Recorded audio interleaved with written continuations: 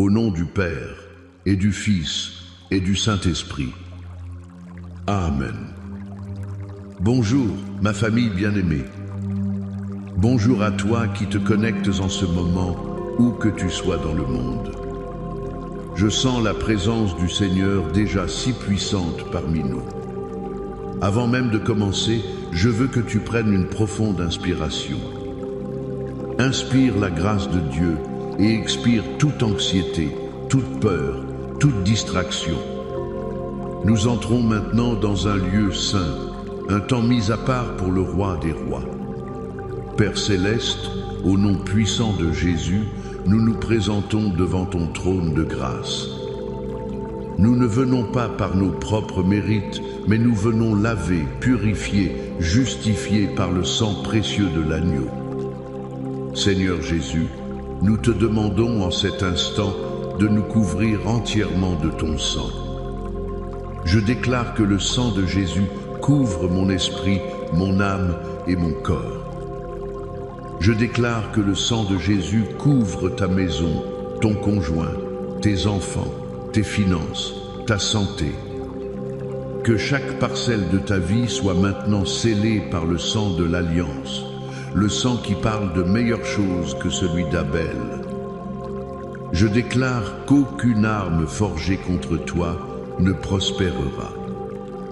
Je déclare que toute langue qui s'élèvera en jugement contre toi, tu la condamneras. Le sang de Jésus est une ligne de démarcation que l'ennemi ne peut franchir. Il est une forteresse autour de toi et de ta famille. Reçois cette protection maintenant, au nom de Jésus. Et Saint-Esprit, Esprit de vérité, Esprit de conseil, Esprit de puissance, nous t'invitons.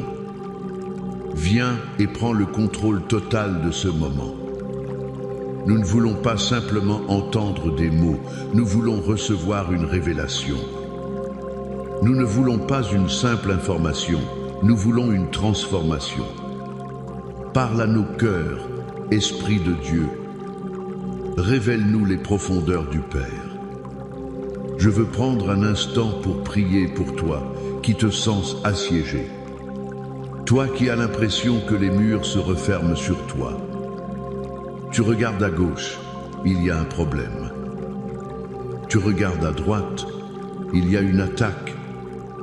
Devant toi, une montagne d'impossibilités. Derrière toi, les regrets du passé. Tu te sens encerclé, harcelé par un esprit d'intimidation et de peur. La parole de Dieu te dit dans 2 Timothée 1:7, car ce n'est pas un esprit de timidité que Dieu nous a donné, mais un esprit de force, d'amour et de sagesse.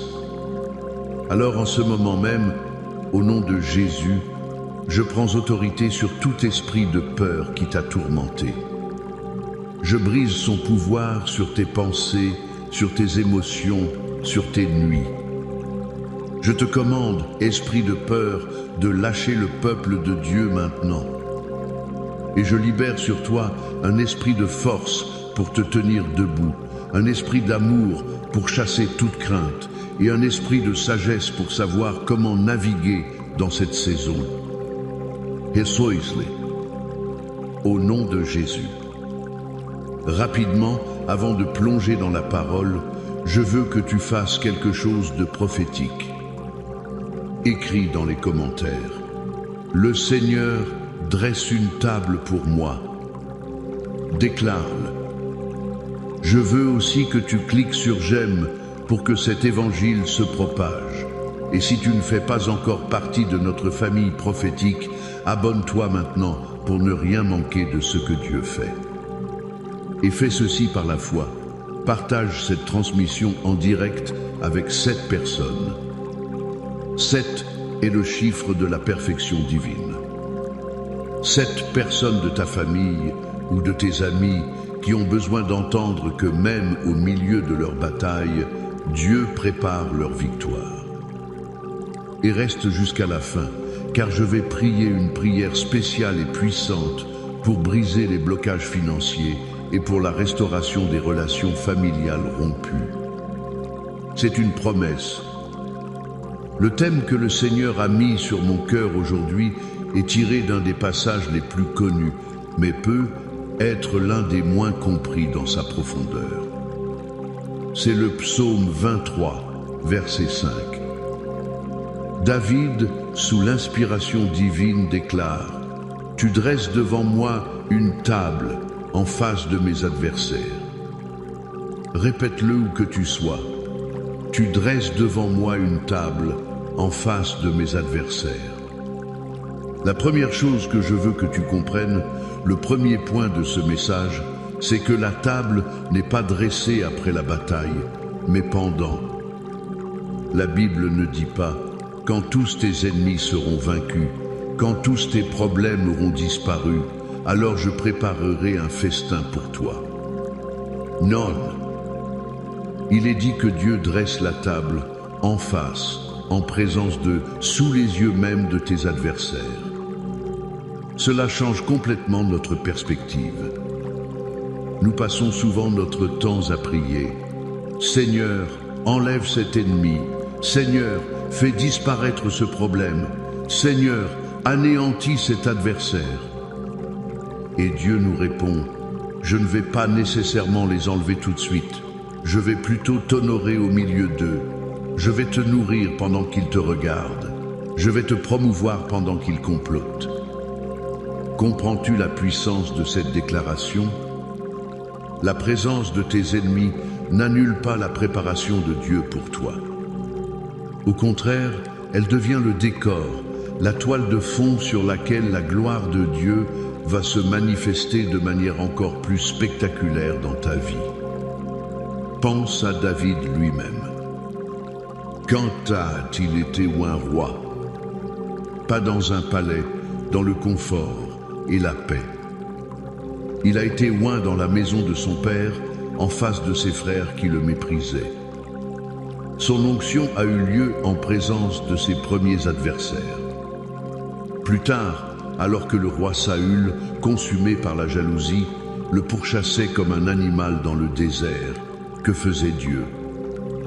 Il dressait une table pour David, une table de provision quand Abigail lui a apporté de la nourriture, une table de protection quand il s'est caché dans la grotte d'Adullam, une table d'alliance avec Jonathan, une table de préparation pour le trône. Chaque épreuve, chaque attaque de Saül était une occasion pour Dieu de montrer à David et à Saül lui-même que David était son oint, son protégé. Peut être qu'aujourd'hui, tu te sens comme David dans le désert. Tu vois, l'ennemi de la maladie, le rapport du médecin est sur la table. Tu vois l'ennemi du manque, les factures s'accumulent. Tu vois l'ennemi de la division dans ta famille, le silence est pesant. Et tu te dis, où est Dieu dans tout ça? Laisse-moi te dire où il est. Il est en cuisine. Il prépare ta table. Il prépare ton témoignage. Il prépare ta délivrance et il veut que tes ennemis aient une place au premier rang pour voir sa main puissante sur ta vie. N'aie pas peur de la présence de l'ennemi. Elle est la preuve que ta promotion est proche. Le deuxième point, c'est la nature de cette table. Qu'est-ce que cette table que Dieu dresse? Ce n'est pas juste une table avec de la nourriture physique, c'est bien plus profond. Cette table représente au moins 3 choses. Premièrement, la table représente la provision divine. Au milieu de ta pénurie, Dieu dresse une table d'abondance. Au milieu de ta faiblesse, Dieu dresse une table de force. Au milieu de ta confusion, Dieu dresse une table de sagesse et de clarté. La Bible dit dans Philippiens 4:10-9, « Et mon Dieu pourvoira à tous vos besoins selon sa richesse, avec gloire en Jésus-Christ. » La table est la manifestation de cette promesse. C'est Dieu qui te dit, l'ennemi a essayé de t'affamer, de t'assécher, de te voler tes ressources, mais je suis Jéhovah Jireh, ton pourvoyeur. Et je vais te nourrir avec le meilleur du pays, juste sous son nez. Deuxièmement, la table représente l'honneur et la vindication. Dans la culture orientale de l'époque, préparer un banquet pour quelqu'un était un acte d'honneur suprême. Le faire en présence des ennemis de cette personne était une déclaration publique de soutien et de protection. C'était comme si l'hôte disait à tout le monde, « Cette personne est avec moi, elle est sous ma protection. Si vous la touchez, vous me touchez. » Quand Dieu dresse une table pour toi en face de tes adversaires, il est en train de te réhabiliter publiquement. Il dit à la maladie, « Tu ne peux pas la toucher, elle est ma fille. » Il dit à la pauvreté, « Tu ne peux pas le retenir, il est mon fils. » Il dit à la calomnie et au mensonge, « Je suis son défenseur, son avocat. » La table est le tribunal divin où Dieu renverse le verdict de l'ennemi et prononce un jugement en ta faveur. C'est ta vindication. Troisièmement, et c'est le plus important, la table représente la communion et l'intimité. Le but ultime de Dieu n'est pas seulement de te donner des choses, c'est de se donner lui-même à toi. Dans Apocalypse 3:20, Jésus dit, « Voici, je me tiens à la porte et je frappe. Si quelqu'un entend ma voix et ouvre la porte, j'entrerai chez lui, je souperai avec lui et lui avec moi. » La table est le lieu de la rencontre. C'est là que tu t'assieds avec le roi. C'est là que tu entends sa voix. C'est là que tu fixes tes yeux sur lui et non sur la tempête qui fait rage à l'extérieur. L'ennemi veut que tu sois tellement concentré sur lui, sur ses menaces, sur ses attaques, que tu oublies que le roi de l'univers t'a invité à dîner. Le plus grand triomphe que tu puisses avoir sur ton adversaire n'est pas de crier plus fort que lui, c'est de l'ignorer et de te concentrer sur la communion avec ton Père. C'est à la table que tu reçois la paix qui dépasse toute intelligence. C'est à la table que ta force est renouvelée. Je me souviens d'une femme dans notre église, elle avait perdu son emploi et son mari l'avait quittée la même semaine. Les ennemis de la peur, du rejet et du manque criaient à ses oreilles jour et nuit. Elle aurait pu sombrer, mais elle a pris une décision. Chaque matin, elle se levait, elle prenait sa Bible et une tasse de café, et elle disait, « Seigneur, je m'assois à ta table ce matin, je ne regarderai pas aux lettres de rappel, je ne regarderai pas à ma solitude, je te regarde, toi. » Elle a fait cela fidèlement. Et au milieu de sa plus grande crise, le Seigneur a commencé à la nourrir. Il lui a donné des idées créatives. Il a restauré sa confiance en elle. 6 mois plus tard, non seulement elle avait créé sa propre petite entreprise qui prospérait, mais son cœur était guéri et rempli d'une joie qu'elle n'avait jamais connue. Dieu a dressé une table pour elle, en face de ses adversaires. Et il veut faire la même chose pour toi aujourd'hui. Le dernier point est crucial. Le verset ne s'arrête pas là. Il dit, « Tu dresses devant moi une table en face de mes adversaires. Tu oins d'huile ma tête et ma coupe déborde. » La table et l'onction sont liées. Dieu ne te nourrit pas simplement pour que tu sois rassasié.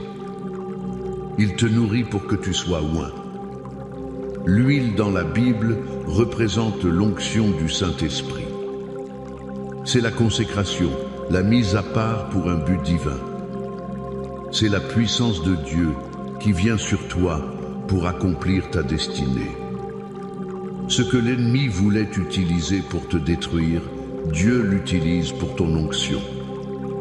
La pression que tu as subie, Le processus par lequel tu es passé, c'est comme le pressage des olives. Ça fait mal, c'est difficile, mais c'est ce qui produit l'huile la plus pure. Dieu prend la pression de tes problèmes et la transforme en une onction de puissance sur ta vie. Il ne te sauve pas seulement de la bataille, il t'oint pour la bataille et pour ce qui vient après. Ton épreuve n'est pas ta destination finale, c'est ton lieu d'ordination. C'est à la table, en face de tes ennemis, que Dieu déverse sur toi une nouvelle onction. Une onction de guérison, une onction de créativité, une onction de leadership, une onction pour être une bénédiction pour les autres. Quand tu sors de cette épreuve, tu ne sors pas seulement en survivant, tu sors moins, équipé et avec une coupe qui déborde, prêt à déverser la grâce de Dieu sur ceux qui t'entourent. Alors aujourd'hui, je t'appelle à changer de focus. Cesse de regarder l'ennemi. Cesse de décrire la taille de tes problèmes. Lève les yeux et vois la table que ton Père a dressée pour toi. Assieds-toi. Mange le pain de sa présence. Bois le vin de sa joie. Reçois l'honneur qu'il te donne. Et prépare-toi à recevoir une nouvelle onction d'huile fraîche sur ta tête. Maintenant, pour sceller cette parole, nous allons nous armer d'une des déclarations de protection et de confiance les plus puissantes de toute la Bible. Je veux que tu écoutes ces paroles, que tu les reçoives et que tu les fasses tiennes. Nous allons déclarer ensemble le psaume 4:21. Celui qui demeure sous l'abri du Très-Haut repose à l'ombre du Tout-Puissant. Je dis à l'Éternel, mon refuge et ma forteresse, mon Dieu en qui je me confie. Car c'est lui qui te délivre du filet de l'oiseleur, de la peste et de ses ravages. Il te couvrira de ses plumes, et tu trouveras un refuge sous ses ailes. Sa fidélité est un bouclier et une cuirasse. Tu ne craindras ni les terreurs de la nuit, ni la flèche qui vole de jour, ni la peste qui marche dans les ténèbres, ni la contagion qui frappe en plein midi. Que 1000 tombent à ton côté et 10 000 à ta droite, tu ne seras pas atteint. De tes yeux seulement tu regarderas et tu verras la rétribution des méchants. Car tu es mon refuge, ô Éternel. Tu fais du Très-Haut ta retraite. Aucun malheur ne t'arrivera, aucun fléau n'approchera de ta tente. Car il ordonnera à ses anges de te garder dans toutes tes voies. Ils te porteront sur les mains, de peur que ton pied ne heurte contre une pierre. Tu marcheras sur le lion et sur l'aspic, tu fouleras le lionceau et le dragon. Puisqu'il m'aime, je le délivrerai, je le protégerai, puisqu'il connaît mon nom. Il m'invoquera, et je lui répondrai, je serai avec lui dans la détresse, je le délivrerai et je le glorifierai. Je le rassasierai de longs jours et je lui ferai voir mon salut. Amen et Amen. Avec cette vérité ancrée dans nos cœurs, entrons maintenant dans la prière finale. C'est le moment de l'activation. Père, nous te remercions pour ta parole qui est la vérité. Nous te remercions parce que même maintenant, dans nos circonstances actuelles, en face de nos adversaires, tu es en train de dresser une table. Père, au nom de Jésus, je prie pour chaque personne qui écoute ma voix. Je te demande de leur ouvrir les yeux spirituels pour qu'ils voient la table que tu as préparée pour eux. Qu'ils cessent de se concentrer sur le bruit des ennemis et qu'ils commencent à se concentrer sur la communion avec toi, leur hôte divin. Je déclare que la table de la provision surnaturelle est dressée dans leur vie. Là où il y avait le manque, que l'abondance se manifeste. Là où il y avait la dette, que l'annulation et la provision surabondante arrive. Et maintenant, comme je l'ai promis, nous allons prier spécifiquement. D'abord pour les finances. Père, au nom de Jésus, je prends autorité sur l'esprit de pauvreté, l'esprit de mammon, l'esprit de dette qui a retenu tes enfants captifs. Je le lis et je lui ordonne de lâcher leurs finances maintenant. Je déclare que le cycle de juste assez est brisé. Je déclare que le cycle du manque est terminé. Père, tu as dressé une table d'abondance. J'ordonne aux portes des cieux de s'ouvrir sur leur vie. Je libère des idées créatrices, des promotions inattendues, des contrats favorables, des remboursements de dettes miraculeux. Je déclare que leur table financière est dressée en face de l'esprit de récession, en face de l'inflation. Que leurs comptes en banque se remplissent, que leurs entreprises prospèrent, non pas par leur propre force, mais par ta faveur surnaturelle. Que leur coupe déborde au point qu'ils deviennent une source de bénédiction pour les autres. Reçois cette percée financière au nom de Jésus. Maintenant, nous prions pour la table de la restauration familiale. Père, tu es un Dieu de réconciliation. Je prie pour les mariages qui sont attaqués. Là où l'ennemi a semé la division, la colère, l'amertume, je déclare que tu dresses maintenant une table de réconciliation. Ramollise les cœurs, ô Dieu. Brise les murs d'orgueil. Restaure la communication, l'amour, le respect. Que les maris et les femmes se retrouvent à la table de la communion, en face de l'esprit de divorce. Je le déclare fait, au nom de Jésus. Je prie pour les parents et les enfants qui sont éloignés. Pour ces enfants prodigues qui ont quitté la maison. Père, dresse pour eux une table dans le désert. Fais-leur sentir leur faim et leur soif de la maison du Père. Et je prie pour les parents, donne-leur la grâce d'attendre avec amour, sans condamnation. Je déclare que la table de la communion familiale est restaurée. Que les appels téléphoniques de réconciliation soient passés cette semaine. Que les portes des cœurs s'ouvrent. Je brise les chaînes de rébellion et de ressentiment au nom de Jésus. Je prie pour la guérison.